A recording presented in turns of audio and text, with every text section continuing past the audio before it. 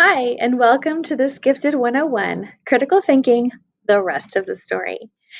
You might have watched one of my previous episodes that was all about critical thinking.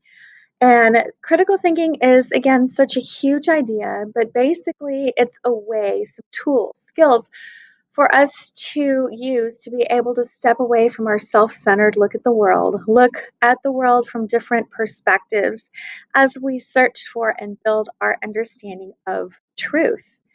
We talked about some tips for our gifted kiddos that will encourage their critical thinking, like asking what if questions and why questions as a quick kind of on the go practice and strengthening of critical skills. Well, I wanted to do a little reflection about the rest of the story because recently I was reading an article by Colin Seal, who is the founder and CEO of ThinkLaw, which exists solely to help reach students, kids of all ages, all areas, all backgrounds, all ability levels, and to teach them critical thinking skills. He wrote a reflection piece entitled Doing Right is Greater Than Being Right, and it really got me thinking. You know, education is does involve critical thinking skills. Education could involve character education. And Colin Steele does quote Dr. Martin Luther King, famous quote, intelligence plus character. That is the goal of true education. But Dr. Martin Luther King goes on to point out that education isn't complete just because we give students these skills, the abilities, the tools to analyze the world and to build knowledge and build intelligence. But also, it's complete if and only if we allow students to gain the tools they need to question the way the world ought to be. So, not just skills and facts, truth, things that are right, but also being able to do right.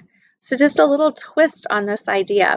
And we know gifted kids love to be right, right?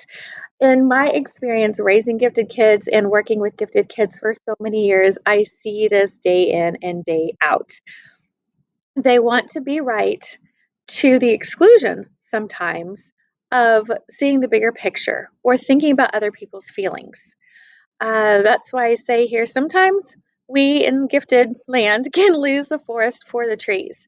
There are so many times when I will use a word that maybe isn't the most precise word, and my kiddos will ignore me because it's not right. I'll ask for a spiral instead of a notebook.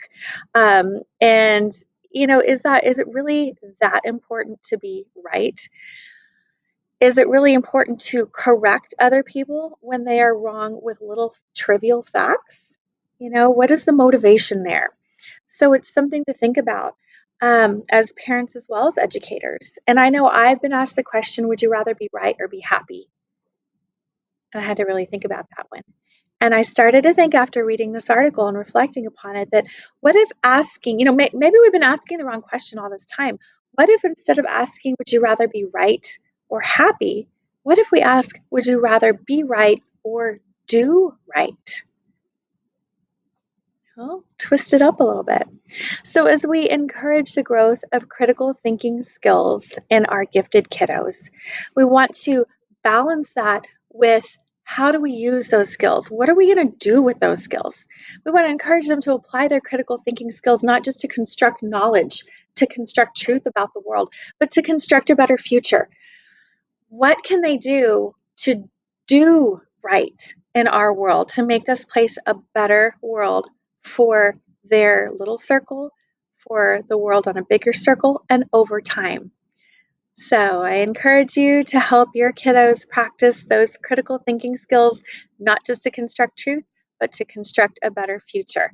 It's much more important to do right than it is to be right. There's something to think about. Thanks for joining me.